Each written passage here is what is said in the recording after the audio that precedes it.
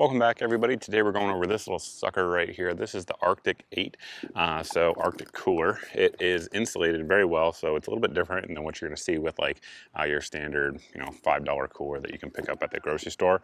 It's going to do a better job than that for sure, and it's going to have a lot more features than that one would as well. It's insulated, as you guys can see. It looks like about 1.5 inches, maybe 2 inches of insulation. Very good zipper. It's a fantastic zipper, actually. You do have to lubricate the zipper, I believe, when you first get it in, and then they recommend a schedule after that, just because it's really tight and waterproof and all of those sorts of things, which we'll test out here in just a second.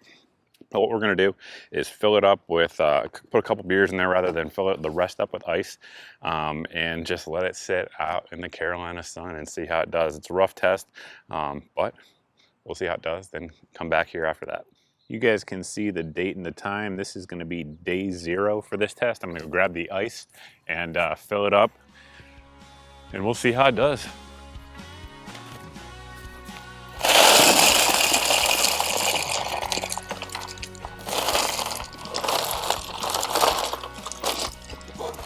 That might be a little bit too full. We'll see if it'll close. Yeah, it'll close.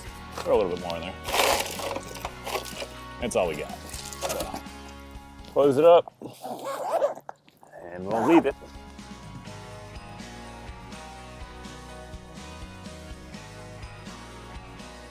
Almost an entire 24 hours has gone by. We will show you with the official watch here, so you guys don't think I'm making stuff up. But I decided to come out here and actually test it now because I think we might have a storm coming through. Today was hot. I mean, it was like 98 degrees, over 70 dew point. I mean, it was like a classic southern summer day for those of you guys who are used to it. It's been sitting here all night, all day, and it was exposed to the sun a good bit of time. I'm gonna kind of like pause here for a second and let you guys put down below whether or not you think there's ice in there. Honestly, my guess is no, and it's not a knock on the cooler. It's just those are really, really harsh conditions for a cooler that's this small and isn't roto-molded. But we're about to find out. Let's move the camera and check it out. Moment of truth time. Grab the zipper here on the back. And drum roll, please. Oh, snap, it has ice in there. All right, guys, I am impressed. Color me impressed. There's a good bit of ice in there still. So we're going to close it up and leave it here and come back again tomorrow. Another 24 hours has passed, guys. Today it was super hot. Yesterday was pretty darn hot, but today it was way more hot. So you guys can see, hopefully there it'll focus, the time, date, all that stuff to verify that we were at just under 48 hours at this point. Today it was over 110. I think it was 111 is the highest I saw. I think I took a photo and it was like 107. And for those of you guys that live in the desert, again, one of the big differences when you live the Carolinas or really anywhere humid is just the humidity. Obviously our dew point was in the 70s today, so it was a smoker, and this thing was in the sun probably I would say 8-9 hours of that day, plus of course overnight and all that stuff since you guys just last saw it. I was surprised yesterday it had ice in there. Maybe it does today. Again, I doubt it, but it's possible. So let's check it out. All right, so we have no ice for sure. Let's move the camera and check it out. To give you an idea of the temperature currently, the ground temperature there just above it is what, 92, 93? And then right on it, if we point the laser on it, a little bit lower there, and then in front of it, again, right up there at 93. So it's definitely still hot out now. Open it up. Again, spoiler alert, there's no ice in there, but there is water. It's cool, so I don't know how cool. We're about to find out. 74, 70, yeah, 74 seems about right. It's reflecting funny, of course, because of the water, but yeah, so 74 degrees, so it's not cold. But again, guys, that was a hellacious test. So I was impressed it did one day. But one feature I want to talk about here, since we have all that water in there right now, is that it's supposed to be water proof in terms of not leaking, right? Leak proof, rather, better way to say it. So tip it all over and you guys can see there is indeed no water coming out. So pass in that regard.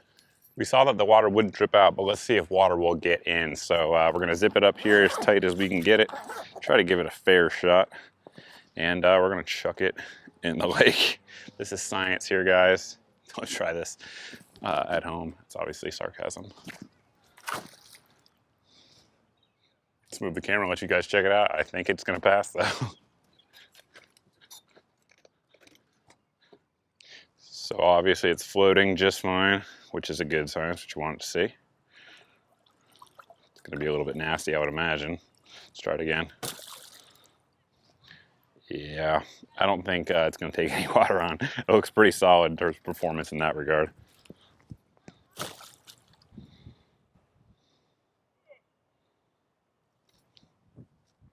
After the last take that you guys saw of me throwing it in there, I threw it in there a couple more times and we had no issues at all. I think it's still gonna be waterproof when we open it up. So one thing to note too is that I already talked about the zipper a little bit, but it has this cool rubber tab that rather has a metal injected part in there to kind of yank on it if you need to. I don't know why you would, but if you do, you can, so that's cool. And as we expected, no extra water in there. There's a little bit of fluid, which is from the ice test that we just did. But if it was lake water, you'd know it. It's disgusting. And it would not be clear like that as it is from the ice. So, yep, there is that. One thing that you probably didn't notice, but if you review the footage, you'll notice that during the test, the ice test, it was not sweating. So a lot of like plastic coolers that aren't higher end, if you will, if you were to do something similar, you'd see sweat happening on the outside of the coolers. This one does not have that, again, due to the insulation on the inside, the material, the antimicrobial lining that it has, and then also this outside material, which is sort of, if there's a name for it, I will put it down below. I don't know it off the top of my head, but it kind of feels like a hybrid between like a nylon mesh glue kind of material.